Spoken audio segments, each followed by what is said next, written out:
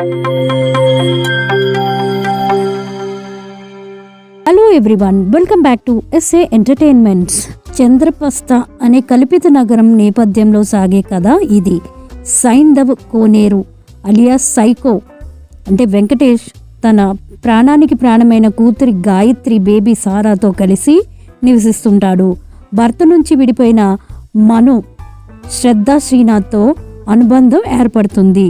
గతంలో ఆర్టెల్ సంస్థలో పనిచేసిన సైకో పెళ్లి తర్వాత భార్యకి ఇచ్చిన మాట కోసం అక్కడ పని చేయడం మానేసి కూతుర్నే ప్రపంచంగా బతుకుతుంటాడు.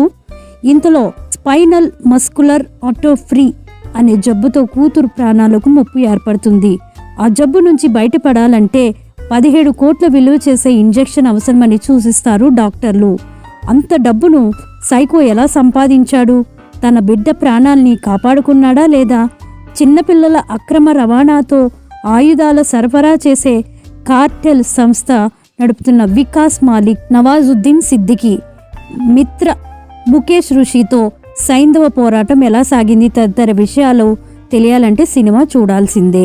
కొత్త తరం యాక్షన్ సినిమాతో సీరియల్ హీరోలు గట్టి ప్రభావం చూపుతున్న సమయం ఇది. బాలీవుడ్లో షారుఖ్ ఖాన్ మొదలు కొని విక్రమ్తో కమల్ హాసన్, జైలర్లో రజనీకాంత్, ఇలా చాలామంది ఈ తరహా సినిమాలు బాక్సాఫీస్ దగ్గర సంచలనాలు నమోదు చేశారు. వెంకటేష్ తన 75వ చిత్రం కోసం అలాంటి కథనే ఎంచుకోవడం ప్రత్యేకమైన ఆసక్తి ఏర్పడింది. థ్రిల్లర్ చిత్రాన్ని బాగా తీసేశాడు. పేరున్న యువ దర్శకుడు శైలేష్ కొనను రూపొందించడంలో అంచనాలు మరి కాస్త పెరిగాయి. వెంకటేష్ ఎంపిక బాగుంది. ఆయన దర్శకుడు చూపించిన విధానం మెప్పించింది. అయితే కథని తెరపైకి తీసుకొచ్చే క్రమంలో లెక్క తారుమారైంది. గత చిత్రాల్లో అడుగడుగునా ప్రేక్షకుల్ని థ్రిల్ చేసేలా సన్నివేశాలు మలిచిన శైలేష్ కొలను సైంధవలో విషయంలో ఈ ప్రభావం చూపించలేకపోయాడు. కథ వరకు ఓకే అనిపించిన కథనం సాదా సీదా వ్యవహారమే. దాంతో ఏ దశలోనూ సినిమా రక్త కట్టదు. ప్రాణాపాయంలో ఉన్న కూతుర్ని రక్షించుకునేందుకు సైంధవ మళ్ళీ క్యారెక్టర్లోకి అడుగు పెట్టాల్సి రావడం, డబ్బు అందినట్లే ఉంది.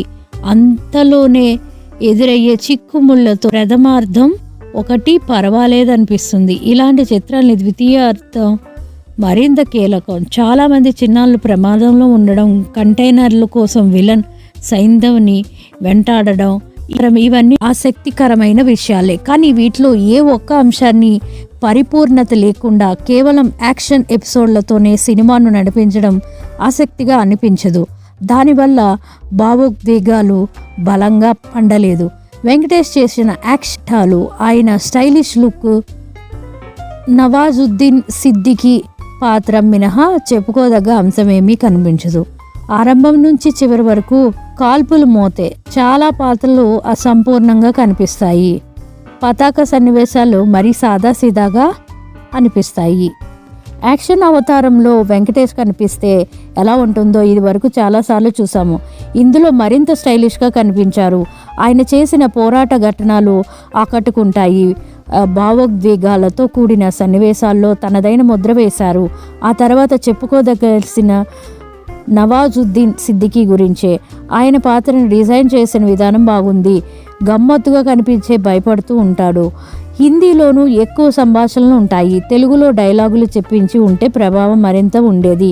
శ్రద్ధ శ్రీనాథ్, అండ్రియా, రుహానీ, శర్మ ముఖేష్, ఋషి, జయప్రకాష్ తదితరుల పాత్రలు పరిధి మేరకు నటించారు.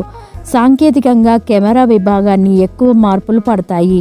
అవినాష్ కొల్లా ప్రొడక్షన్ డిజైనింగ్ సినిమాకు ఆకర్షణంగా నిలిచాయి.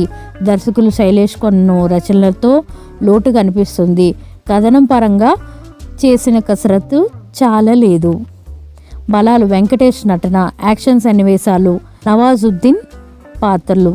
బలహీనతలు: ఆకట్టుకోని కథనం, కొరవడిని భావోద్వేగాలు. చివరిగా సైంధవ వెంకటేష్ యాక్షన్ అవతారం. ఈ మూవీకి నేను ఇచ్చే రేటింగ్ 3/5. మీకు కానీ రివ్యూ నచ్చినట్లయితే మర్చిపోకుండా లైక్ చేయండి, subscribe to my channel. Thank you for watching.